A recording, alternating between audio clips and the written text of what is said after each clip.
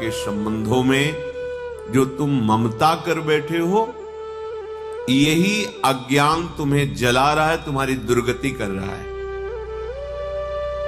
ये विशुद्ध पराविद्या के रहस्य को जानने वाले महापुरुष हैं। ए भाई, तुम जो शरीर में, शरीर संबंधियों में ये ममता कर लिए हो, यही तुम्हारी दुर्गति का कारण है। ममता ममतापदा, यही तुम्हें दैहिक दैविक भौतिक ताप प्रदान कर रही है। इति व्यक्त्वाखिलम वृंदावन मेवच मेवरम। मेरी बात मान लो, सब में भगवत भाव करो, सब में ममता मत करो। समता सब संसार में, ममता नित्य विहार में। ममता किशोरी किशोर जो में, एक अहमता ममता ये जग में है दुखदाई। ये जब श्री जी की ओर लगे तो होत परम सुखदाई। तात मात सुत दार देह में मति अरुझय मति मंदा। हित किशोर को होय चकोर तू लख वृंदावन चंदा। ये तुम्हारा जन्म वृंदावन चंद युगल सरकार की प्राप्ति के लिए मिला है। सब में भगवत भाव करो, सबकी सेवा करो, पर मोह जनित ममता नहीं। तो जिसको भगवत प्राप्ति हो जाती है, मान की गंध नहीं होती और मोह किसी में नहीं होता, वो ममता रहित महापुरुष होता है। किसी भी संग का कोई भी प्रभाव उस पर नहीं पड़ेगा। जित संग दोषा,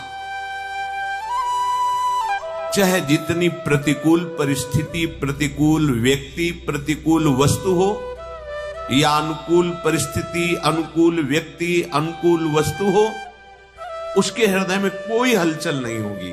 ना नकारात्मक ना सकारात्मक, ना प्रियता ना अप्रियता। जित संग दोषा। क्यों? ऐसा क्यों? क्योंकि अध्यात्म नित्या। वो इन अनित्य वस्तु व्यक्ति स्थान की जो सार बात है वो समझ चुका है।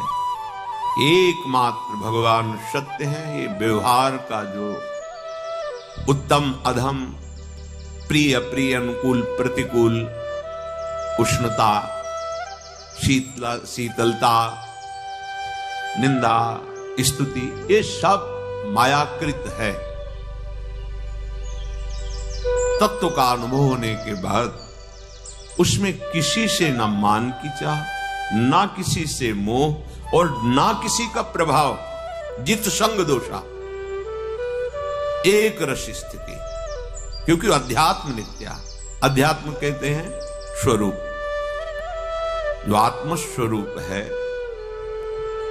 ये अध्यात्म मार्ग, बोले आत्म मार्ग है, ये परमात्मा मार्ग है। और नित्य आत्म स्वरूप में स्थित रहता है। इसलिए बाहरी व्यवहार होते हुए भी उस पर कोई असर नहीं पड़ता। विषयान ग्रहणन तो मुंचन्तु वा, या बहिर्मुख पुरुषों के बीच में, या घोर विषयी पुरुषों के बीच में, या एकांत गुफा में, कोई फर्क नहीं पड़ता। अध्यात्म नित्या, क्योंकि वो जित संग दोषा हो गया है। किसी भी संग का कोई भी प्रभाव भगवत प्राप्त महापुरुष के हृदय में नहीं पड़ता, क्योंकि आत्मस्वरूप अपने प्रभु में आसक्त रहता है। सब में अपनी प्रभु की झांकी और विधान देखता है। विनिवृत्त कामा, कोई भी कामना ही नहीं होती। अच्छी बुरी उत्तम अधम, कोई कामना ही नहीं होती, स्फुरण ही नहीं होता। जैसे दीवाल घड़ी का जो बैटरी सेल हटा लो तो देखो, सेकंड की सुई सेकंड में, मिनट की मिनट में, घंटे की घंटे, एक भी नहीं हिलेगी। अविद्या रूपी सेल हट गया। अब भगवदाकार एक रस स्थिति है। विनिवृत्त कामा, अब कोई भी वृत्ति में किसी भी तरह की कोई कामना नहीं। ब्रह्मभूता प्रसन्न आत्मा न सोचते न कांक्षत, कोई सोच नहीं, कोई आकांक्षा। विनिवृत्त कामा, द्वंद्व विमुक्ता, कोई भी द्वंद्व, सुख दुख लाभ हानि मान अपमान, शत्रु मित्र जय पराजय, कोई भी द्वंद्व उसे स्पर्श नहीं कर सकता। बहुत ऊंचाई में स्थित है, कोई भी द्वंद्व उसको विचलित नहीं कर सकता। वो मुक्त हो गया इन द्वंद्वों से। सुख दुख संगई, सुख दुख समान हो गया। ऐसा विवेकवान ज्ञानी महापुरुष परम पद पर आरूढ़ माना जाता है, अर्थात ये भगवत प्राप्त महापुरुष है। इसी के लिए हमारी साधना है, उपासना है, प्रयास है, प्रयत्न है।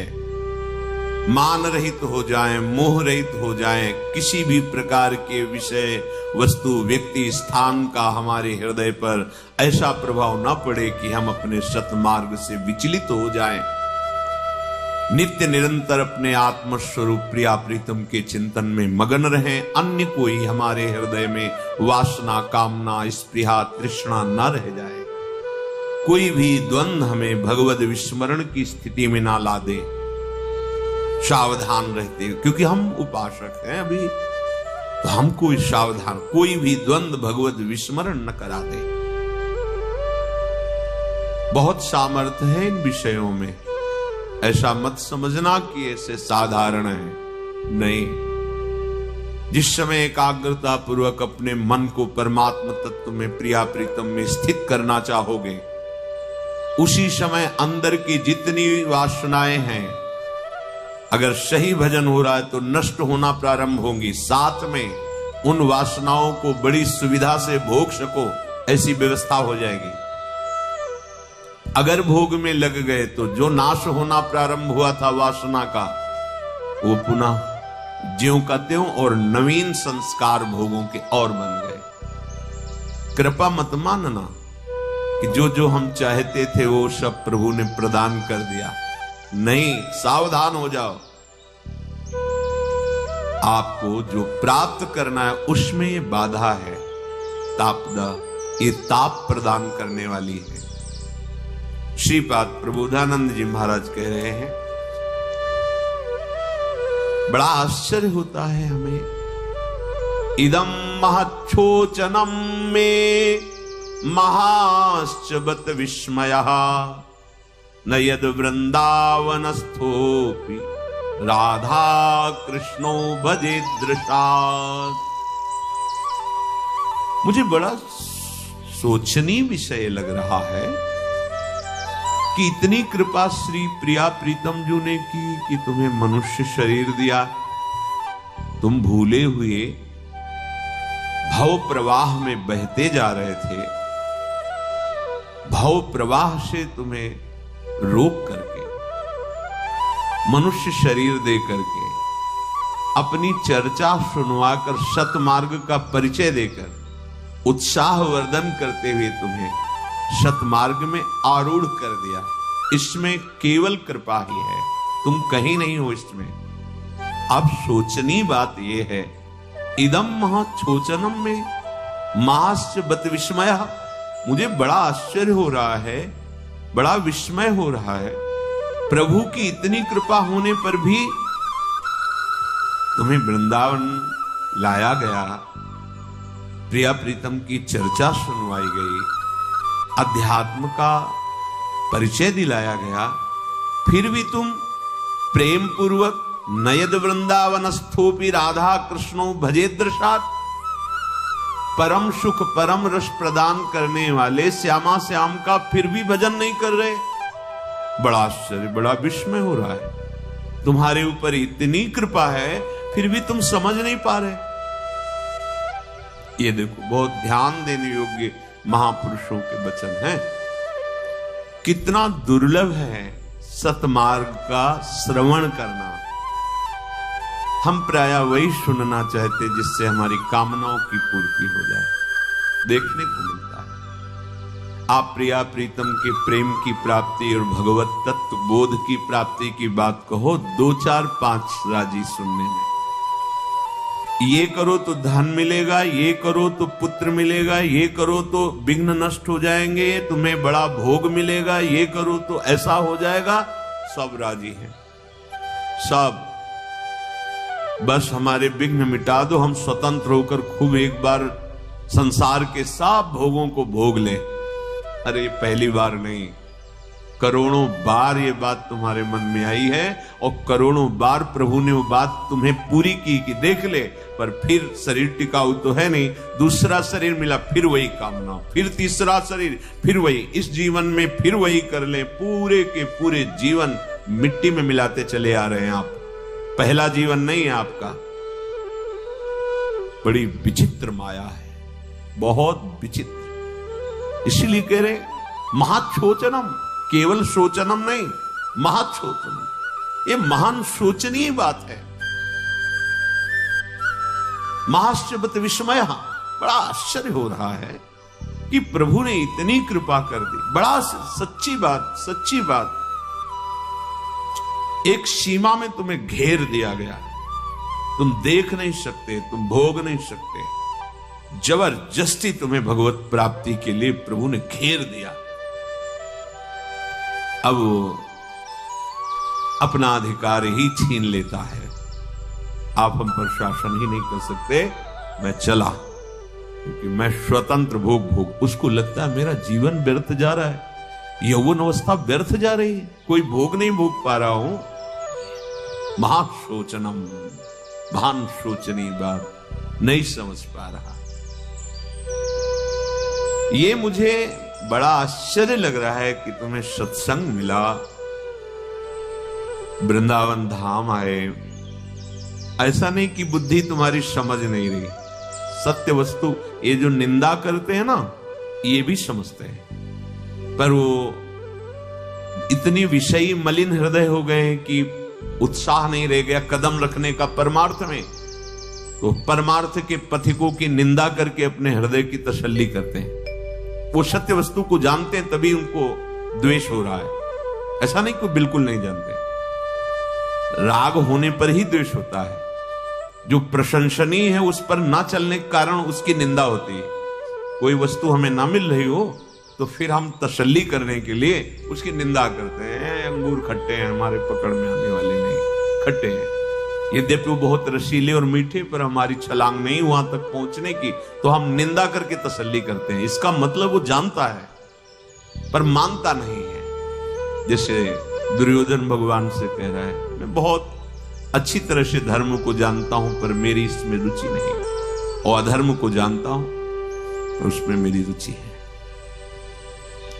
श्रीपाद कह रहे हैं कि जानते हो तुम कि तुम्हारा एक जीवन निश्चित समय के लिए है। जानते हो तुम कि इन सब भोगों में बहुत बार हमने जन्म नष्ट किए हैं। नहीं ऐसे ज्ञान है तो सत्संग तो दे रहे हैं भगवान, सत्संग दे रहे हैं। ये बड़ी भारी हमारे ऊपर कृपा है जो हमें सत्संग मिल रहा है। ये बड़ा दुर्लभ है। सत्संग मिलना बड़ा दुर्लभ विषय है, बहुत दुर्लभ। सत्संग मिल गया, अगर हमारी वृत्ति आस्था रखती है सत्संग में, वो सुधर जाएगी, सुनते सुनते सुधर जाएगी। लोक चिंता ननो धर्म, चिंता न देहगा, श्रीमद वृंदावने राधा कृष्ण भाव भृतो मम। हे भाई, तुम अब लोक की चिंता मत करो। सच्ची बात है, जितना आप चिंता करोगे उतना ही परेशान हो जाओगे, और जितना आप चिंतन करोगे उतना ही सब ठीक होता चला जाएगा। ये समझ में नहीं आता। हम ठीक करेंगे ना, हमारे ऊपर भार है, तुम क्या जानो। ढोते रहो भार, कुछ ठीक होने वाला नहीं। आज तक ठीक नहीं हुआ। यहां जब से सृष्टि हुई, कन्नी बसुली मिस्त्री लेबर सब चल रहे हैं। कहां बन रहा है? रोज बन रहा है। कहां बन रहा है? ये माया देखो, रोज बन रहा है। जब से हुई तब से बन रहा है, बनता ही रहेगा। बिगड़ता हो, बनता, बिगड़ता, बनता। क्या चल रहा है? जन्मना मरना, जन्मना मरना, भोगना फिर तृष्णा, फिर भोगना फिर क्या चल रहा है? देखो ना, जादू, जादू देखो। थोड़ा विवेक से विचार करो। तुम चिंता मत करो। ये लोक लोकांतर प्रभु के एक अंश में विराजमान, बड़े सामर्थ्यशाली। एक रोमकूप में करोड़ों ब्रह्मांड वास करते हैं, ऐसे महाविराट भगवान है हमारे। और इतने सूक्ष्म हैं कि सूक्ष्मदर्शी से जिसे तुम देख नहीं सकते हो वहां भी वो विराजमान है। अणुअणियान महातो महियान दिखरावा माते हितिन अद्भुत रूप अखंड रोम रोम प्रति लागे कोटि कोटि ब्रह्मांड ब्रह्मांड निकाया निर्मित माया रोम रोम प्रतिवेद कहे। ऐसे प्रभु के आश्रय से आप निश्चिंत हो जाओगे, ऐसे प्रभु के भजन से आप परम सुखी हो जाओगे। मान लीजिए बहुत मलिन बुद्धि है, ऐसी जगह फंसा देगी कि फिर निर्णय नहीं कर पाओगे आप। निर्णय करने की सामर्थ्य नहीं रह जाएगी और समय ने आपके हाथ से निकल गया, फिर आप ऐसे बंध जाओगे। बस फिर मन यही कहेगा कि अब जैसे जी रहे हैं जीते रहें, बस किसी तरह अब जीवन व्यतीत करना। फिर एक समय ये बुद्धि निर्णय कर देगी अब जीने की इच्छा ही नहीं रह गई है, अब तो बस शरीर छूट जाए। हाँ तो मुक्त हो जाओगे, शरीर छूटने से फिर नया शरीर मिलेगा, फिर वही। फिर इसीलिए लोक चिंता न मत चिंता करो इस लोक में अब तुम्हारा क्या होगा। नो धर्म चिंता, परम धर्म की प्राप्ति के लिए सर्वधर्मान परित्यज्य, सब धर्मों की पूर्ति हो जाएगी। मातृ ऋण, पितृ ऋण, ऋषि ऋण, देव ऋण, सब ऋणों से मुक्त हो जाओगे जब प्रभु का आश्रय लेकर भजन करते हुए जो कर्तव्य कर्म करोगे सिद्धावस्था को प्राप्त हो जाओगे। धर्म की भी चिंता नहीं करनी, ना देह का, हमारे परिवार का हमारा भरण पोषण जलते रहते हैं। वो अनंत ब्रह्मांडों का भरण पोषण वो कर रहा है, तुम्हें दिखाई नहीं दे रहा, तो क्या करें, हाथ पे हाथ धर के बैठ जाए? ऐसा कहीं उपदेश ही नहीं है। अपने कर्तव्य कर्म को करो, चिंता मत करो। भगवत चिंतन परायण होते हुए अपने कर्तव्य कर्म का जो पालन करता है वो भगवत प्राप्त हो जाता है। तुम कर्तव्य कर्म तो करते नहीं हो, चिंता करते हो। चिंता करने के कारण अविद्या अपना अधिकार बढ़ाती जाती है और तुम्हारे द्वारा धर्माचरण होने लगता है। क्यों? क्योंकि तुम्हारा चिंतन ठीक न होने के कारण कर्तव्य अकर्तव्य का निर्णय नहीं कर पाते, अकर्तव्य को कर्तव्य समझ लेते हैं और कर्तव्य से विमुख हो जाते हैं, तो चिंता शोक और बढ़ जाती है। रहस्य समझिए, अगर भगवद आश्रित हो तो आपका अंतःकरण ठीक निर्णय करेगा और कर्तव्य परायण पुरुष को यहां भी परलोक में भी आनंद की प्राप्ति होती है। तो मनुष्य जीवन का प्रधान कर्तव्य है भगवत प्राप्ति। ये तभी हो सकती है जब भगवत आश्रय लेकर के भजन परायण रहते हुए सबकी सेवा करो। ये दिमाग में अगर बैठ जाए कि भगवत प्राप्ति का बहुत सरल साधन, सहज में समस्त प्रारब्ध को मिटा करके महामंगल मोद प्रदान करने की सामर्थ्य सबकी सेवा में है। सब रूपों में भगवान है, ढूंढने की जरूरत नहीं। जो तुम्हारे सानिध्य में है, ममता रहित होकर भगवत भाव से सेवा करो और खूब भगवत चिंतन परायण रहो, मंगल हो जाएगा। इसी जन्म में मंगल हो जाएगा। चलते हैं भगवान श्री राम के पावन चरित्र का कथन श्रवण करके कलिमल का नाश करते हुए अपने हृदय में अपने आराध्य देव की अनन्य भक्ति को प्राप्त करते हैं। वेद भगवान श्री राम जी सिंहासन में विराजमान है, उनकी स्तुति की। सबके देखत वेदन बिनती कीन्ह उदार, अंतर्धान भय पुनि गए ब्रह्म आगार। सबके देखते देखते जो वेद मूर्तिमान होकर के बंदीजन के रूप में आए थे, भगवान का स्तवन किया, फिर अंतर्धान होकर ब्रह्मलोक में विराजमान हुए। उसी समय देवाधिदेव महादेव भगवान शंकर पधारे, पुलकित हैं। देखो, सब ज्ञानी महापुरुष जितने हैं सब इन्हीं के द्वारा दिए हुए ज्ञान से हैं। वंदे बोधमयम नित्यम गुरुम शंकर रूपिणम। ये बोध स्वरूप भगवान आत्मस्वरूप है। ज्ञान खान अगहान जहां बस शंभु भवानी, ज्ञान समुद्र है भगवान। अब आज पता नहीं कैसा ज्ञान प्राप्त हो रहा है, बड़ा आश्चर्य है। अद्वैत भाव को ठीक से ना समझने के कारण, देखो अद्वैत का मतलब होता है दूसरा कोई नहीं है। द्वैत माने होता है दूसरा, अद्वैत माने है ही नहीं दूसरा। ठीक। अब निंदा करते हैं साकार रूप की, साकार उपासना की, नाम की, धाम की, लीला की। ये कौन सा ज्ञान है भैया?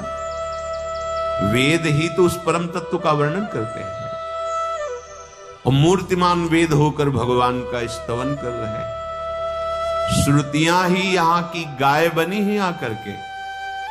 भगवान गोपाल जी जो गौवें चरा रहे, ये सब वेद की ऋचाएं हैं, कोई साधारण गौवें नहीं, वेद की ऋचा ही है।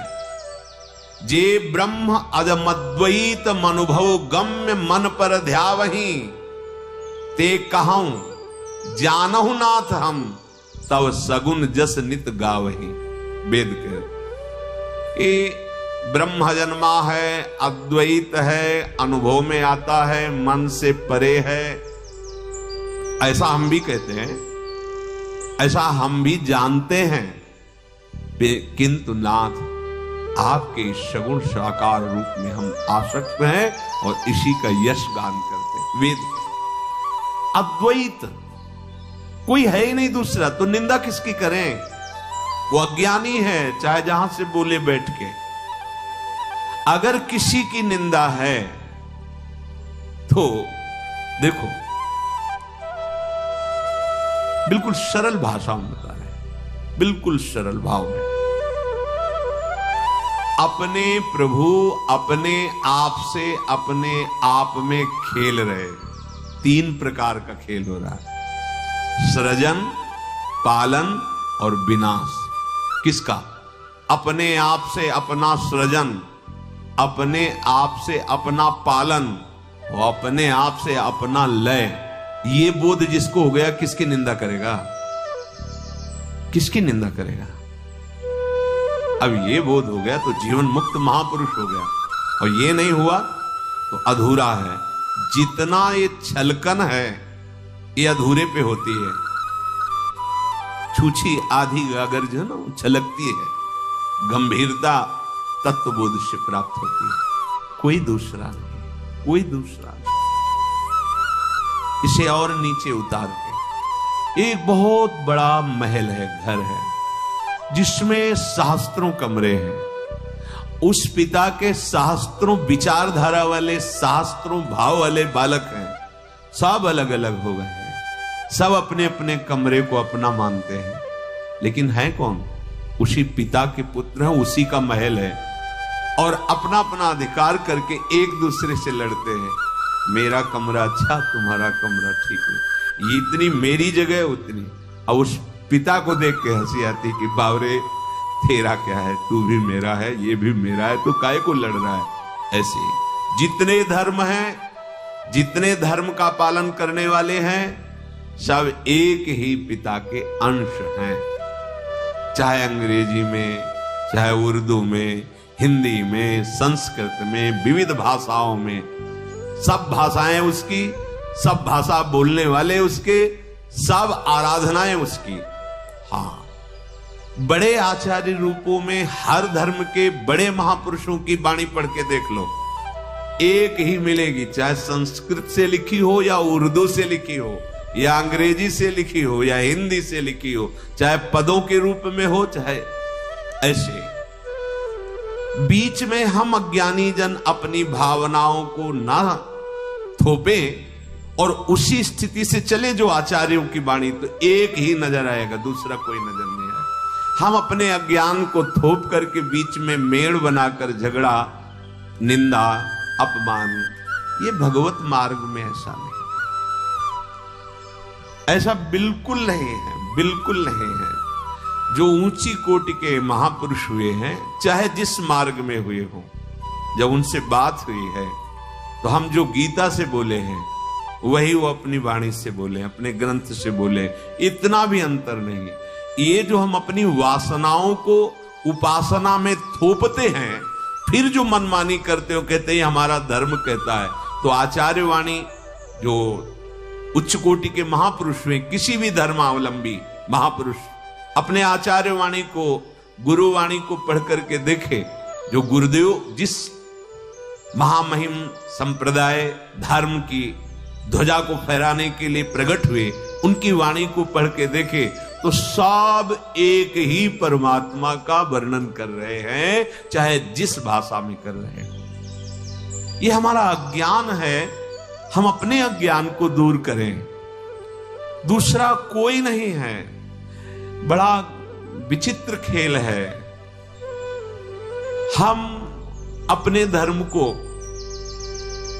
नहीं जान पा रहे हैं। अगर जान जाएं तो हमारा धर्म इतना बड़ा है कि एक कण भी नहीं बचेगा जो हमारे धर्म में नहीं विराजमान है। सच्ची मानिएगा, एक कण भी, एक ब्रह्मांड का कण भी ऐसा नहीं जो हमारे धर्म से अलग हो, वही विराजमान।